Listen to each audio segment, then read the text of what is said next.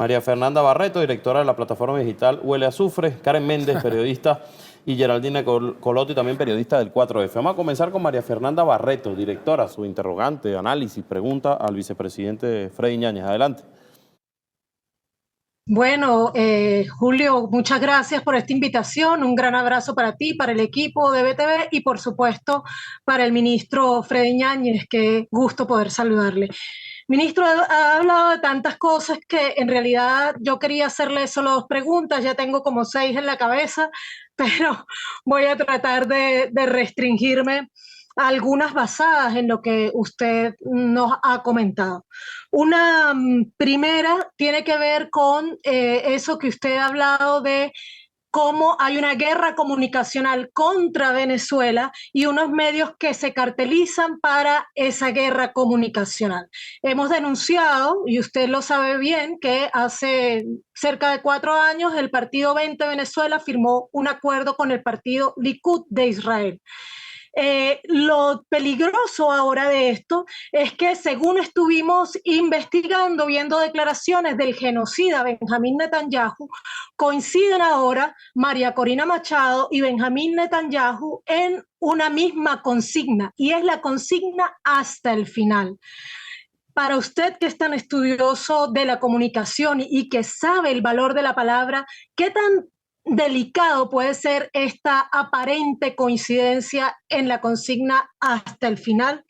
En segundo lugar, ministro, quisiera preguntarle, esta reunión que se realizó entre Álvaro Uribe Vélez y Leopoldo López, sobre la cual hizo graves denuncias el propio presidente Nicolás Maduro, arrojó como primer producto audiovisual un video de declaración conjunta de estos dos personajes de la ultraderecha latinoamericana contra la revolución cubana.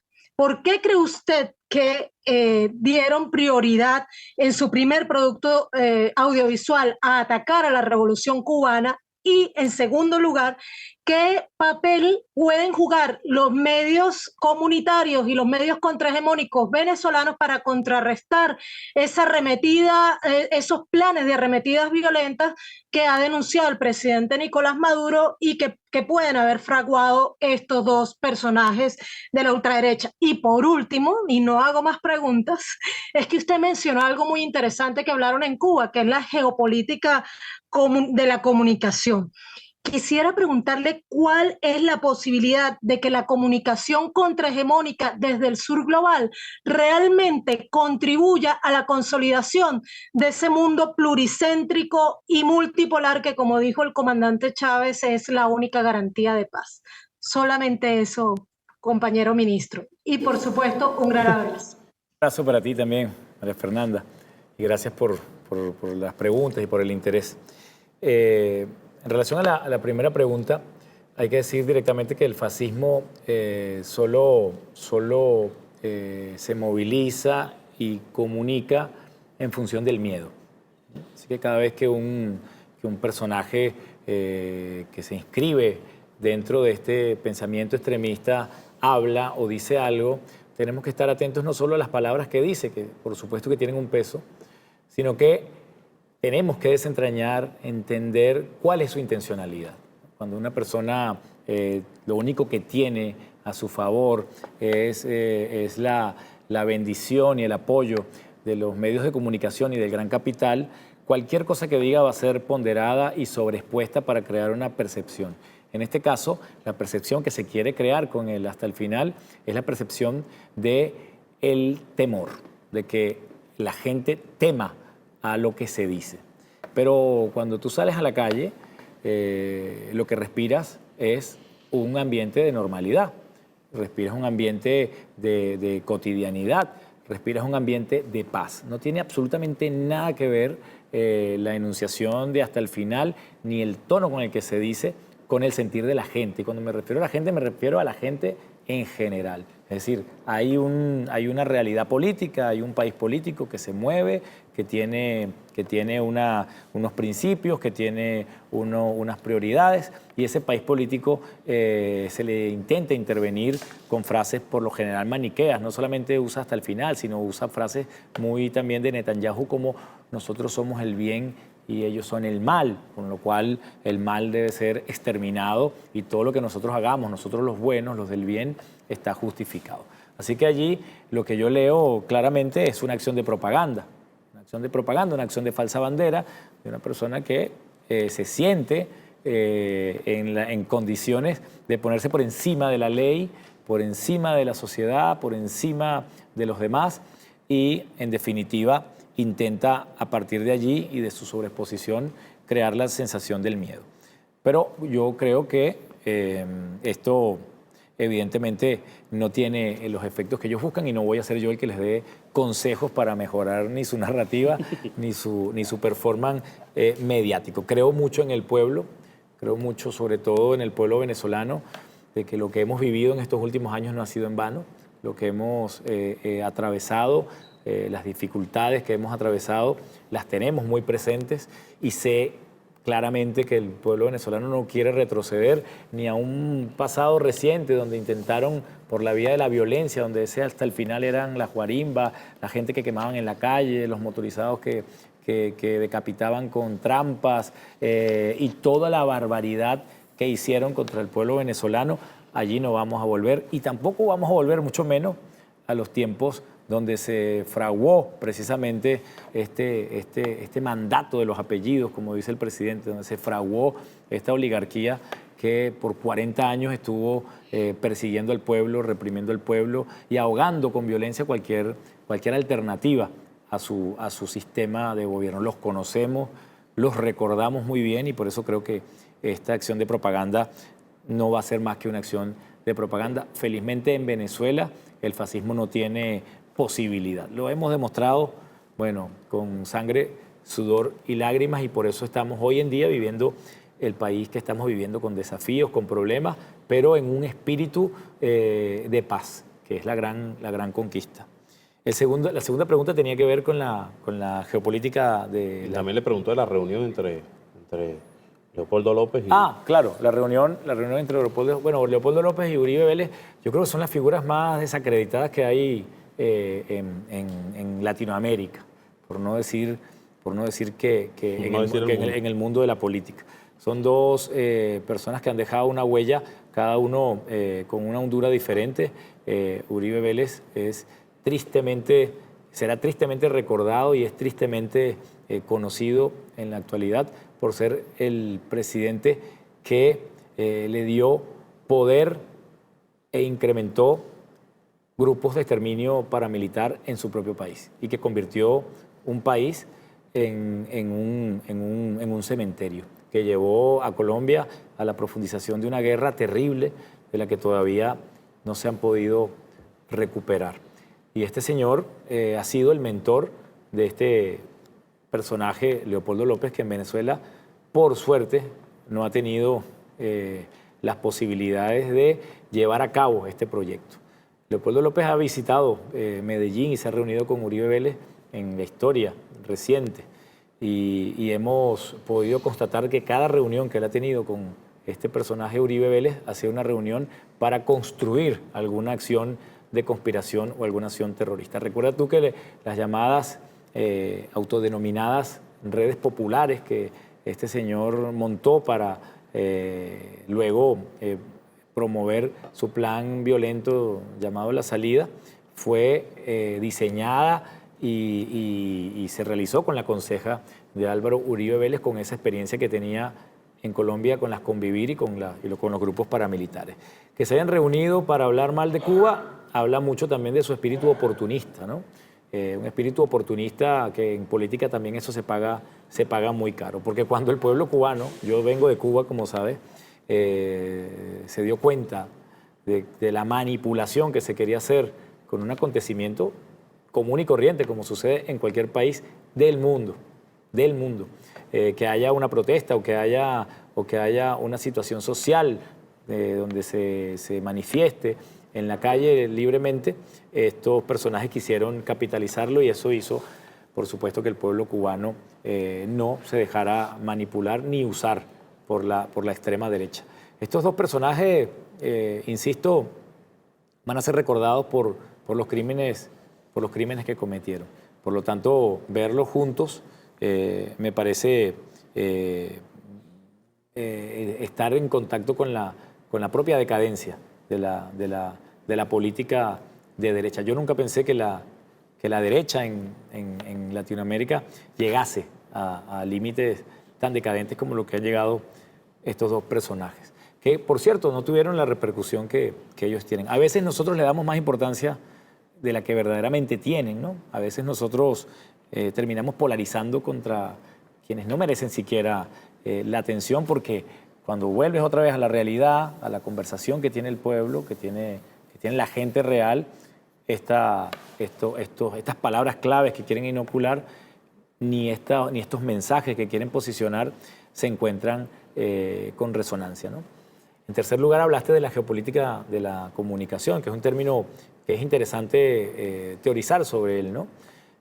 Geopolítica de la comunicación, porque cuando tú revisas el mapa de las principales empresas o las empresas más fuertes que existen hoy en día en el mundo, están compartiendo los primeros rankings con la empresa armamentista, con la empresa farmacéutica, con la empresa de los alimentos, las empresas de la comunicación digital.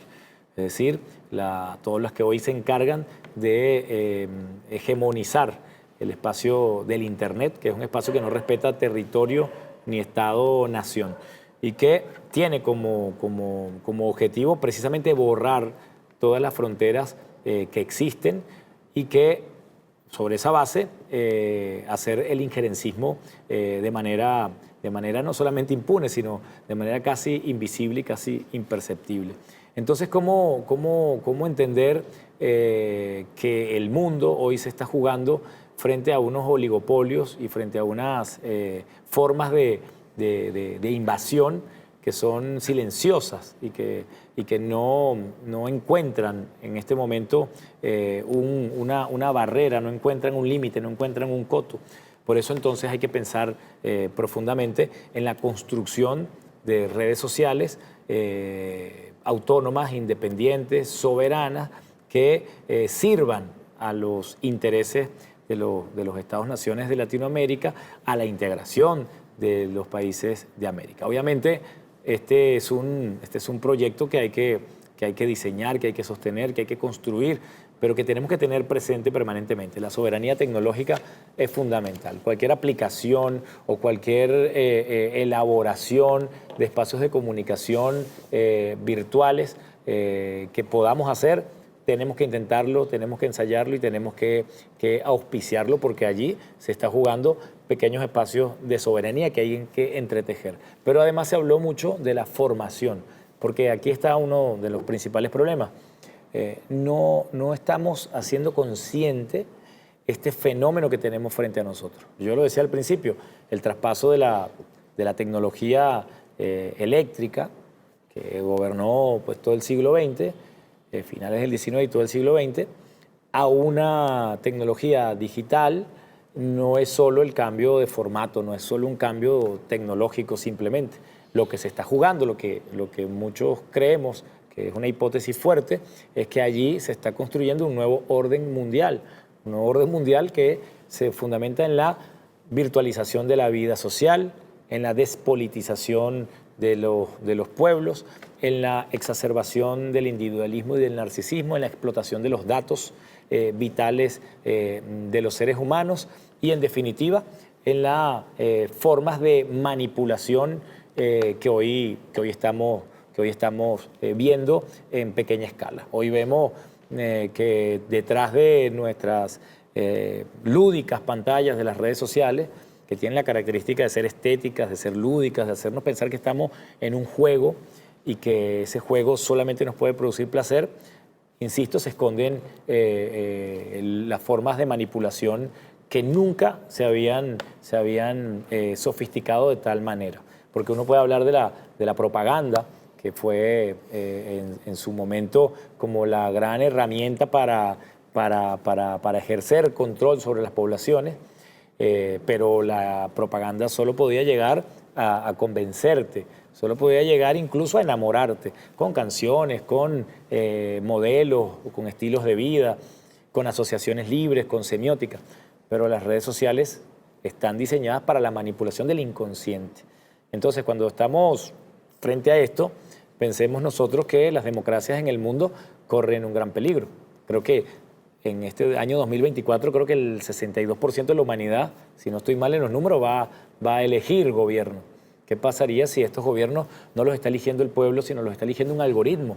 Porque el algoritmo habrá trabajado sobre la emocionalidad de los pueblos, porque habrán creado ecosistemas comunicacionales, estados de emoción que definitivamente intervienen, robándonos la autonomía, socavándonos la soberanía nacional y socavándonos la propia voluntad de elegir. Estaríamos entonces en una situación geopolítica grave. Por lo tanto, hay que verlo entonces como en estos términos y responder también en estos términos. Hay que teorizar bastante y hay que hacer consciente al pueblo de lo que tenemos frente a nosotros. Yo con esto no digo que que estoy satanizando simplemente las redes sociales y que hay que apagar los teléfonos y apagar los dispositivos e irnos al campo y comunicarnos como antes. Yo no soy un romántico ni tampoco soy un pesimista, pero lo que sí creo es que necesitamos sacudir las conciencias y necesitamos dar las alertas tempranas para que entendamos que allí en las redes sociales se está jugando mucho más que una comunicación o un consumo cultural. Y la última pregunta era sobre los movimientos sociales o las radios comunitarias, ¿no? ¿Qué papel juegan?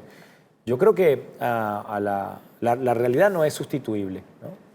No creo que la realidad pueda ser abolida por un mundo de inmersión o por un mundo de conexión. Creo que la realidad tiene un peso concreto, insuperable, pero es necesario que esa realidad la podamos resemantizar al calor de esta nueva posibilidad, donde los sujetos son desterritorializados, es borrada su identidad local, cultural, histórica, y se le pretende fragmentar y convertir en una especie de semidios. Pero para eso tenemos que tener los pies sobre la tierra y tenemos que tener en esa tierra, además de los pies, la conciencia. Yo creo que la conciencia en los territorios la puede fraguar, la puede construir y defender precisamente estas experiencias comunitarias para la comunicación. ¿Por qué? Porque son procesos que dan cuenta de la existencia histórica, la existencia territorial, las singularidades de nuestra propia dinámica social, y allí se defiende la política. Yo creo que lo que hay que defender, además de la verdad, es la política, que es uno de sus procedimientos. Y entonces, cuando nosotros en nuestros territorios tengamos la capacidad de construir medios de comunicación sofisticados, convertirlos en medios transmediáticos o multiplataforma. Yo creo que una radio comunitaria tiene toda la dignidad que tiene cualquier otro medio de comunicación para estar también en el espectro digital y dar cuenta de su testimonio, que es muy importante el testimonio hoy en día, de su narrativa, de su estética, y por lo tanto ocupar ese espacio, porque ese espacio no lo estamos ocupando como corresponde. Lo digo autocríticamente y también lo digo de manera crítica, en el sentido de que a veces consideramos que son o espacios perdidos o que en esos espacios solo se está jugando el entretenimiento y se está jugando la banalidad. Pues yo les digo que aparentemente en el siglo XXI el lugar que ocupó siempre la ideología política la está ocupando hoy el entretenimiento, la nueva ideología del neoliberalismo, y allí hay que hacer un contrapeso importante.